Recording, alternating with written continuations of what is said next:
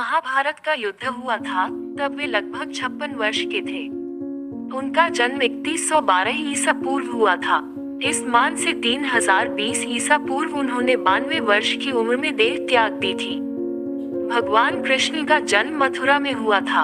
उनका बचपन गोकुल, वृंदावन, नंदगांव, बरसाना आदि जगहों पर बीता। अपने मामा कंस का वध करने के बाद उन्होंने अपने माता पिता को कंस के कारागार से मुक्त कराया और फिर जनता के अनुरोध पर मथुरा का राजभार संभाला। कंस के मारे जाने के बाद कंस का ससुर जरासंध कृष्ण का कट्टर शत्रु बन गया। जरासंध के कारण काल्यवन मारा गया। उसके बाद कृष्ण ने द्वारिका में अपना निवास स्थान बनाया और वहीं रहकर उन्होंने महाभारत युद्ध में भाग लिया। महाभारत युद्ध के बाद कृष्ण ने 36 वर्ष तक द्वारिका में राज्य किया।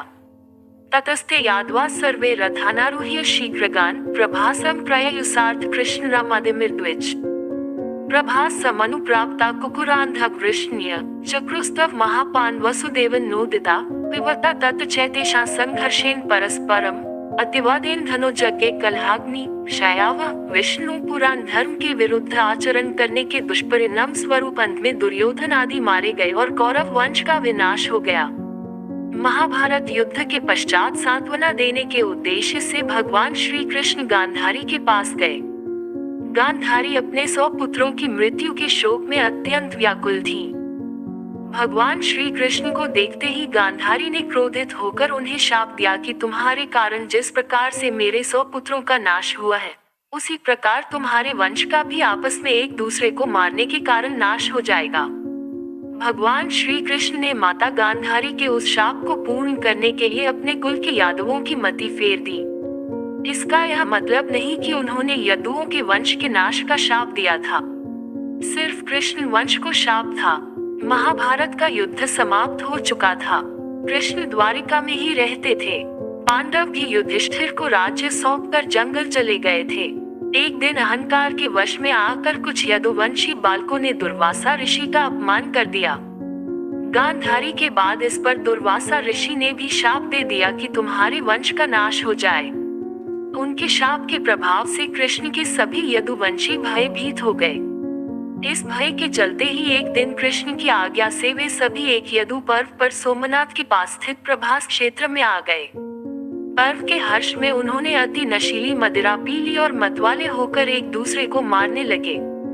इस तरह भगवान श्री कृष्ण को छोड़कर कुछ ही जीवित बचे रह गए।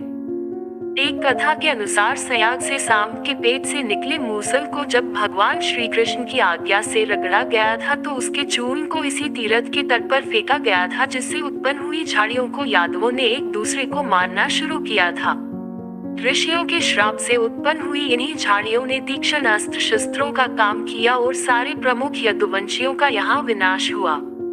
महाभारत के मौसल पर्व में इस युद्ध का रोमांचकारी विवरण है। सारे यादव प्रमुख इस गृह युद्ध में मारे गए। बचे लोगों ने कृष्ण के कहने के अनुसार द्वारका छोड़ दी और हस्तिनापुर की शरण ली। यादवों और उनके भौज्य गणराज्यों का अंत होते ही कृष्ण की बसाई द्वारका सागर में डूब गई। भगवान कृष्ण इसी प्रभाव क्षेत्र में अपने कुल का नाश देखकर बहुत व्यथित हुए। वे वहीं रहने लगे। उनसे मिलने कभी कभार युधिष्ठिर आते थे। एक दिन वे इसी प्रभाव क्षेत्र के वन में एक पीपल के वृक्ष के नीचे योग निद्रा में लेटे थे। तभी जरा नामक एक बहेलिये ने भूलवश उन्हें हिरण समझकर विषयुक्त बाण चला दिया, जो उनके पैर के तलुवे में जाकर लगा और भगवान श्री कृष्ण ने इसी को बहाना बनाकर देह त्याग दी। महाभारत युद्ध के ठीक 36 वर्ष बाद उन्होंने अपनी देह इसी क्षेत्र में त्याग दी थी। अंत में कृष्ण के प्रपौत्र वज्र अथवा वज्रनाभ द्वारिका के यदुवंश के अंतिम शासक थे, जो यदुओं की आपसी लड़ाई में जीवित बच गए थे। द्वारिका के समुद्र में डूबने पर अर्जुन द्वारिका गए और वज्र तथा शेष बची यादव महिलाओं को हस्तिनापुर ले गए। कृष्ण के प्रपौत्र वज्र को हस्तिनापुर में मथुरा का राजा घोषित किया। वज्रनाभ के नाम से ही मथुरा क्षेत्र को ब्रजमंडल कहा जाता है।